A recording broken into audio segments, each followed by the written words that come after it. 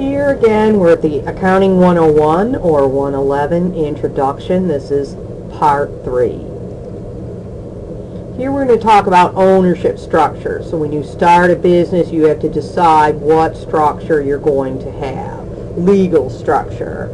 And that includes a sole proprietorship, which means that you start and own the business yourself. There's one owner.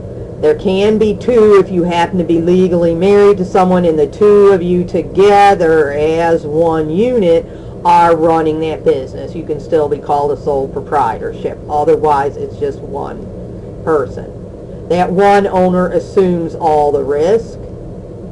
That one owner makes all the decisions. That is a business that's very easy to start. You can go today and start your little business. It's not easy to transfer. In other words, you're legally the business and the business is legally you. So you can't sell the business because you can't sell yourself, and you can't will the business to your children because it's legally you.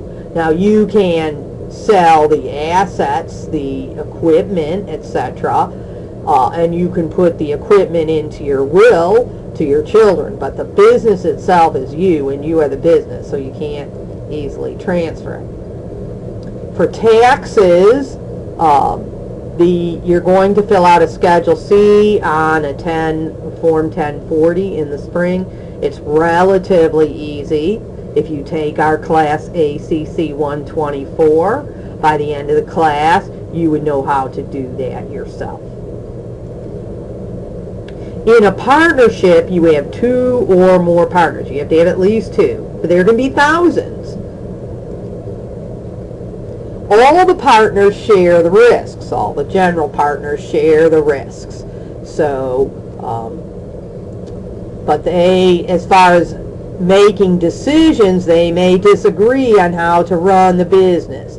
So partners making decisions together can be fabulous. There can be a lot of one partner brings up something about another partner's suggestion, and between all of them they come up with a better decision than any one of them would have come up with alone. But as you all know, it can also break down into a bunch of fighting, and the decisions that are made are worse.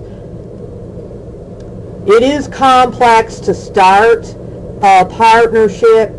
It can be easy. You and a friend can go start a business today, fairly easy, but you shouldn't. There's a thing called mutual agency, which means that any one partner is in charge of paying back the whole debt of the whole partnership. So if you have two partners and one gets a loan for $1 million and goes and leaves the country, the other partner is not just responsible even for their share, nor can they say, well, I didn't even know this loan was happening. They're now responsible for the whole $1 million because the bank's not going to go to try to find that other person that left the country.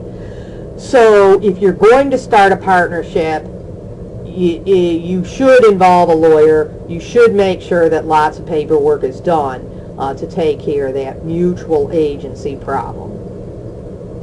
Again, the partnership is the people that are the partners, and the partners are the partnership.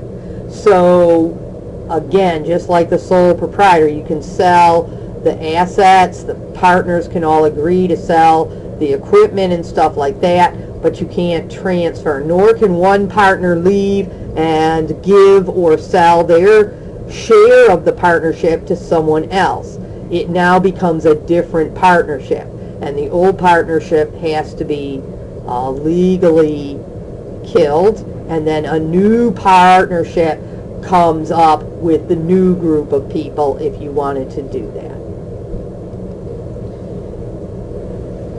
The taxes are taxed at the owner level, but you actually have to put all the revenues and expenses on a Form 1065, and partnership tax law is fairly complex. This is called a pass-through, where you actually put the information on the Form 1065, but then it flows through or passes through, and each owner gets what's called a K1 form that shows their share of the net income. And then they have to put their share onto their own personal 1040. In a corporation, you've now incorporated this business, and you can just do, one person can incorporate their sole proprietorship, but usually there's a lot of stockholders and shares are issued to all these stockholders. So usually there's lots of owners in a corporation. There's a thing called limited risk or limited liability.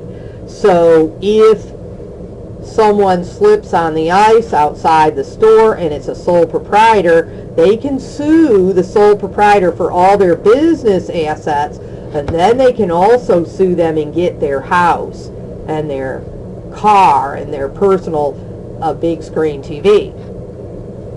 Whereas if it's a corporation and someone slips on the ice, they can sue and get the whole assets of the corporation, and the corporation has to maybe end up going bankrupt. But the individual stockholders that own the corporation, they don't lose anything except the value of their stock. They don't lose their personal homes. So the liability, the risk, is limited to just losing the assets of the business itself. There's a limited influence on decisions. You have hired managers make the decision. Now, if you just incorporate your own business, well, then you're still the manager, everything's fine. But like I say, most of the time with corporations, there's many stockholders. Those stockholders vote for a board of directors. Then the board of directors hires managers that make the day-to-day decisions.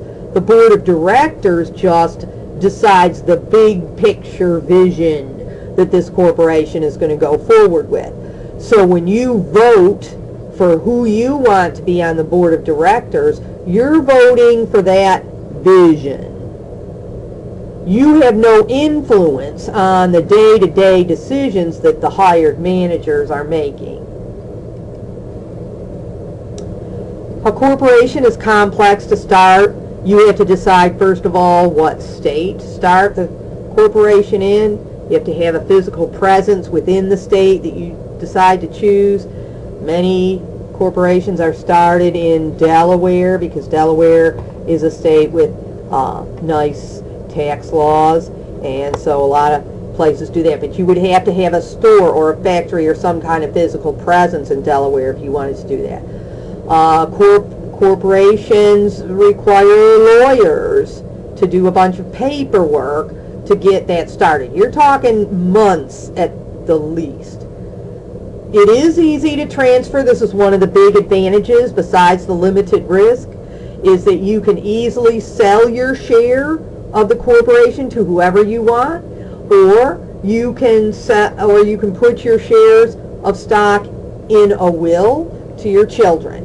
You don't have to ask anybody's permission. The whole corporation doesn't die just because you sell your shares. The corporation is its own person, so that's why it's easy to transfer these shares of stock.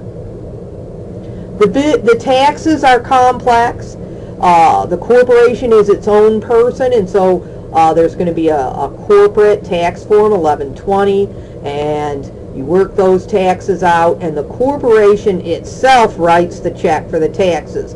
They're not passed through to the owners.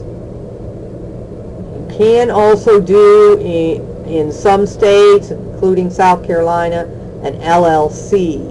What an LLC does is keep you as a sole proprietor, except it gives you this one great benefit of having limited risk. The limited liability part of being a corporation is now given to you. And you can get online and pay $110 and be an LLC, but you're still taxed and everything. You're still legally a sole proprietor. You have that limited risk now. If someone slips on the ice outside the store, they would only be able to sue for however much that the business itself owned and not your personal assets.